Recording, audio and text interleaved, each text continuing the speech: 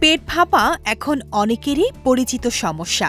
অনিয়মিত খাদ্যাভ্যাস, কম ফাইবারযুক্ত খাবার, কোষ্ঠকাঠিন্য কিংবা দুর্বল অন্ত্রের স্বাস্থ্য বিভিন্ন কারণে এই অস্বস্তি দেখা দিতে পারে। প্রাকৃতিক উপায়ে সমাধানের খোঁজে অনেকেই বেছে নেন ইসবগুল অথবা চিয়া সিডস। তবে প্রশ্ন হল, এই দুইয়ের মধ্যে কোনটি বেশি কার্যকর? ইসবগুলে রয়েছে প্রচুর পরিমাণে দ্রবণীয় ফাইবার।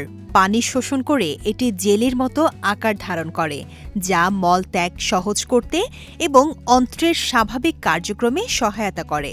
ফলে কোষ্ঠকাঠিন্য কমে এবং পেটের অস্বস্তিও দ্রুত হ্রাস পেতে পারে। বিশেষজ্ঞদের মতে নিয়মিত ও পরিমিত মাত্রায় ইসবগুল গ্রহণ করলে হজম প্রক্রিয়া আরও স্বাভাবিক হয়। যাদের পেট ফাঁপার প্রধান কারণ কোষ্ঠকাঠিন্য, তাদের জন্য এটি তুলনামূলক দ্রুত ফল দিতে পারে। চিয়া সিডসকে অনেকেই সুপারফুড হিসেবে বিবেচনা করেন। এতে রয়েছে fibre, omega-3 fatty acid, antioxidant এবং বিভিন্ন প্রয়োজনীয় খনিজ উপাদান। পানিতে ভিজিয়ে রাখলে এটি জেল জাতীয় স্তর তৈরি করে, যা হজম প্রক্রিয়াকে সহায়তা করে এবং অন্ত্রের উপকারী ব্যাকটেরিয়ার বৃদ্ধিতে ভূমিকা রাখতে পারে। দুই উপাদানের কার্যকারিতা একই ধরনের হলেও কাজ করার ধরনে পার্থক্য রয়েছে। ইসবগুল সাধারণত দ্রুত প্রতিক্রিয়া দেখায় এবং কোষ্ঠকাঠিন্যজনিত অস্বস্তি কমাতে কার্যকর ভূমিকা রাখতে পারে। অন্যদিকে চিয়া সিডস ধীরে ধীরে কাজ করলেও দীর্ঘমেয়াদে হজমতন্ত্রের সামগ্রিক স্বাস্থ্য ভালো রাখতে সাহায্য করে। পেট ফাঁপার কারণ যদি কোষ্ঠকাঠিন্য হয়, তাহলে ইসবগুল অধিক কার্যকর হতে পারে। তবে হজম শক্তি দুর্বল হওয়া বা অন্ত্রের স্বাস্থ্যের কারণে অস্বস্তি দেখা দিলে চিয়া সিডস ভালো বিকল্প হতে পারে।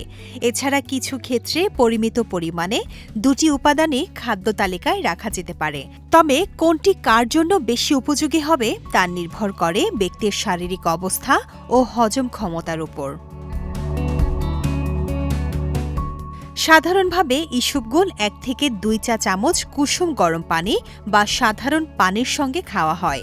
অন্যদিকে চিয়া সিডস কয়েক ঘন্টা পানিতে ভিজিয়ে রেখে দই, স্মুদি বা পানির সঙ্গে গ্রহণ করা যায়। তবে অতিরিক্ত ফাইবার গ্রহণ করলে উল্টো গ্যাস, পেট ব্যথা বা অস্বস্তি বাড়তে পারে। তাই ধীরে ধীরে ফাইবারের পরিমাণ বাড়ানো এবং পর্যাপ্ত পানি পান করা গুরুত্বপূর্ণ।